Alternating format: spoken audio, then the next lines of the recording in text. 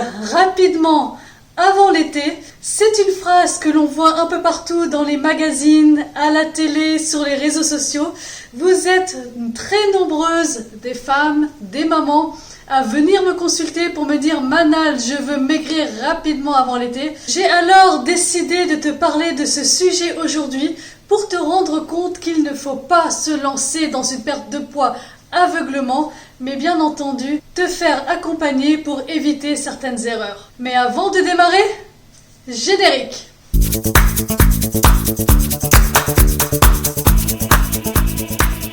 Bonjour, je suis Manal HKM. J'accompagne les mamans et plus généralement les femmes à perdre du poids, à reprendre leur santé en main pour retrouver une vie de femme plus épanouie. Avant de démarrer, je voudrais t'inviter à aller télécharger le document que je t'ai mis juste en dessous de la vidéo dans la description. C'est un document qui reprend les bases d'une alimentation saine et naturelle pour que tu commences une perte de poids sereinement tout en prenant soin de ta santé. J'ai un peu tardé pour te faire cette vidéo. C'est vrai qu'on arrive déjà à fin juin et tu te demandes, tiens, Manal, elle nous fait une vidéo sur la perte de poids, sur le fait de vouloir maigrir avant l'été, alors qu'on est déjà en fin de compte au début de l'été. Pourquoi? Parce qu'en fin de compte, ce sujet-là, je ne voulais pas l'aborder avec toi parce que je ne suis pas pour le fait de maigrir avant l'été. Pour moi, maigrir, c'est prendre soin de sa santé. Ce n'est pas seulement maigrir pour être beau sur la plage et après reprendre du poids tout au long de l'année et faire effet yo-yo. Ça abîme ta santé et moi, je ne suis pas ici dans cet objectif-là. Sur cette chaîne YouTube, je prône vraiment la santé et un mode de vie plus sain. J'ai quand même aujourd'hui voulu parler de ce sujet avec toi parce que vous êtes nombreuses à revenir vers moi pour me dire « Manal, au secours, mon corps ne me plaît pas et je souhaiterais perdre du poids avant de partir en vacances. Manal, je veux perdre 10, 15, 20 kilos avant cet été, avant mon départ en vacances. » C'est impossible. En fin de compte, je ne peux pas t'accompagner si tu veux juste perdre du poids pour l'été. On ne perd pas 15, 20 kilos en un mois, en 2 mois. Oui, il y a des régimes qui vont te prôner ce genre de choses. Oui, il y a des gélules miracles qui vont te prôner ce genre de choses. Mais sache que c'est un pur mensonge. Si tu perds 10 kilos, 15 kilos, 20 kilos en un mois, en 2 mois, je suis désolée vraiment de te le dire, mais tu n'as pas perdu de gras. Tu as perdu essentiellement de l'eau, du muscle. Donc ce n'est pas l'objectif qu'on va atteindre, nous ici. Nous ici, on veut perdre du gras et préserver sa santé sur le long terme et avoir un style de vie qui va t'amener à avoir une énergie au quotidien. Donc, je ne veux pas te vendre du miracle. Moi, je voudrais vraiment que tu te mettes en tête que la perte de poids, ça se fait progressivement, qu'il faut que tu fasses attention à ta santé. Une vraie perte de gras, c'est environ 0,5 1 kg grand maximum par semaine. Donc tu vois, tu ne peux pas atteindre moins 10, moins 15 kilos en seulement un mois. Alors oui, la perte de poids est possible. Dans un mois, tu peux avoir perdu 4, 5 kilos. Mais n'espère pas perdre 10, 15, 20 kilos. Je pourrais t'aider à les perdre, mais je n'ai pas envie que tu perdes autant en si peu de temps parce que je sais que tu vas les reprendre et je sais que tu vas mettre ta santé en danger et que tu vas perdre essentiellement du muscle et tu vas avoir un corps flasque, tu vas être frustré et tu vas reprendre très vite tes kilos. Et là, tu vas rentrer dans un cercle vicieux. Donc ce n'est pas du tout ce que je te recommande. Il y a bien entendu beaucoup d'erreurs que les femmes, les mamans font au quotidien pour perdre du poids. Et ces erreurs t'amènent à un effet yo-yo, t'amènent à être frustré au quotidien, t'amènent à perdre du capital santé, à perdre ton énergie au quotidien. Donc la première erreur, c'est de vouloir faire des régimes trop restrictifs pour perdre trop vite du poids parce qu'on voit l'été approcher, parce qu'on voit ses vacances approcher et qu'on va se mettre en maillot de bain devant tout le monde. Il y a un côté où on veut perdre trop vite, donc on mange très peu. On va faire des régimes trop restrictifs, par exemple, salade. On va manger de la salade, de la soupe, vraiment que des végétaux. Et on oublie le reste, c'est-à-dire que tu vas enlever de ton alimentation le bon gras, tu vas enlever de ton alimentation les protéines. Et ça, c'est une très mauvaise chose. Évidemment, tu vas perdre du poids, donc sur le coup, tu vas être contente. Mais tu vas avoir faim, tu vas être très vite très fatigué. tu vas perdre de l'eau, du muscle. Donc en fin de compte, qu'est-ce qu'il va faire ton corps? Il va ralentir son métabolisme. Sur le coup, en fin de compte, tu vas perdre très vite d'un coup. Ensuite, tu vas sentir ta frustration, ta fatigue. Ton métabolisme va ralentir. Et là, qu'est-ce qui va se passer?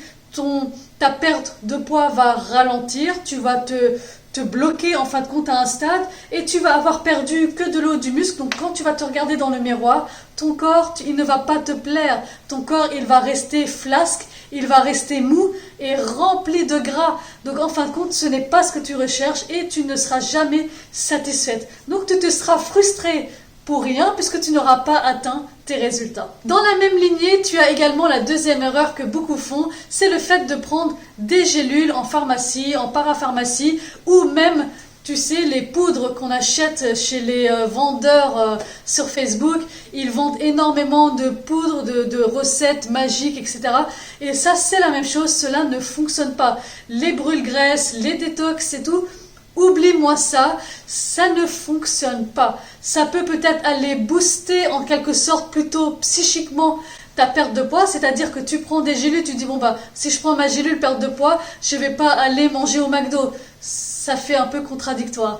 Donc en fin de compte, c'est à ce niveau-là que ça agit sur ta perte de poids, mais ce n'est pas ces gélules-là en tant que telles qui te font perdre du poids. Donc oublie ces gélules, oublie tous ces produits que tu peux acheter. La seule chose que tu perds, c'est de l'argent.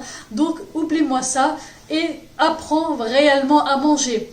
Tant que tu ne sais pas manger selon tes propres besoins, il n'est pas nécessaire que tu rentres dans ce genre de produits qui ne t'apporteront bien entendu rien du tout.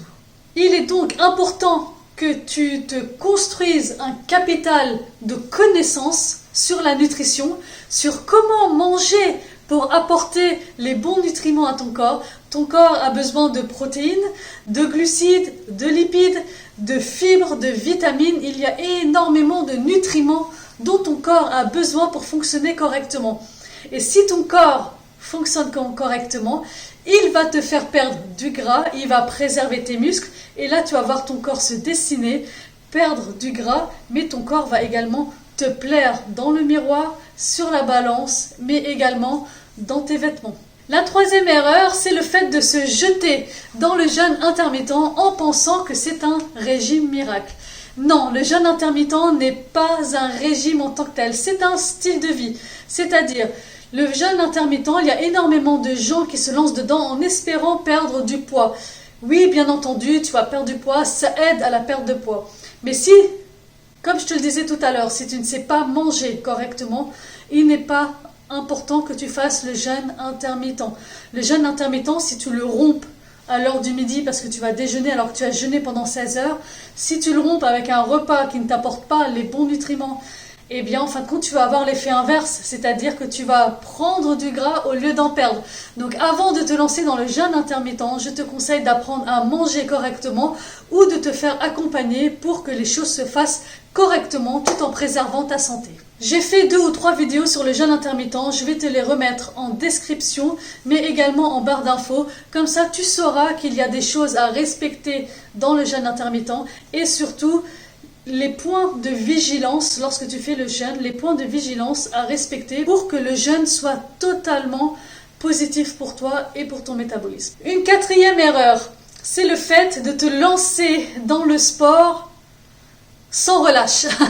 Alors, le sport, c'est pareil, c'est un mode de vie. Quand tu n'aimes pas le sport, quand tu ne fais pas de sport de toute l'année, lorsque tu es sédentaire, le fait de te lancer dans le sport juste avant l'été, juste en espérant perdre du poids, eh bien ça ne fonctionne pas parce que qu'est-ce que tu vas faire? En fin de compte, ton corps n'est pas prêt pour ça. En plus, tu ne manges pas encore correctement par rapport à tes séances de sport. Les choses, en fait, sont complémentaires. Si tu manges bien et si tu fais du sport, tu auras de bons résultats. Mais si tu fais du sport uniquement et que tu te tues au sport, qu'importe le sport que tu fais, si tu ne manges pas correctement, tu n'auras pas de bons résultats. Donc ce n'est pas la peine de te tuer au sport, surtout si tu es sédentaire toute l'année, juste avant l'été de te lancer dans le sport.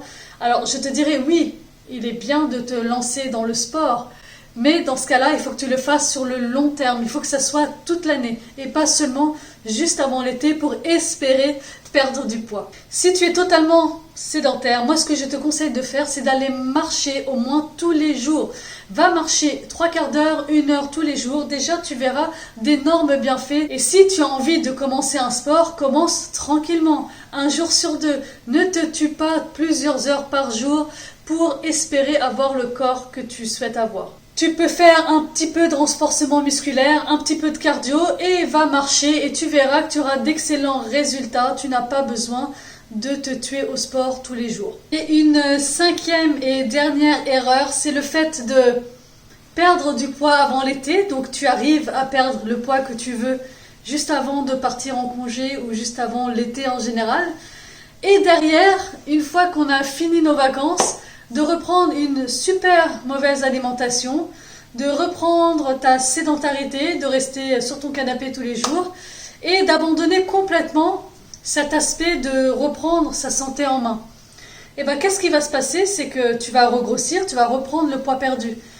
L'été d'après, tu vas recommencer ce processus de perte de gras, tu vas reperdre du poids et tu vas bien entendu recommencer à reprendre du poids.